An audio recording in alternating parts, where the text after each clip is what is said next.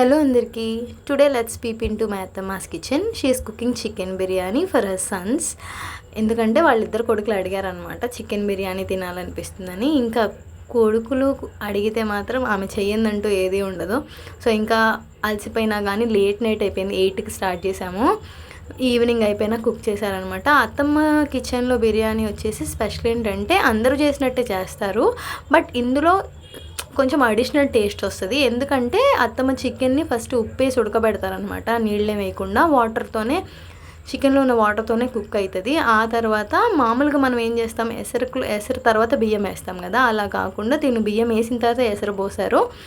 And దీనికి step by step procedure నేను కావాలంటే మీకు చెప్పండి, ఈసారి లాంగ్ వీడియో షూట్ చేస్తాను. ఇప్పటికైతే షార్ట్తో అడ్జస్ట్ అయిపోయింది.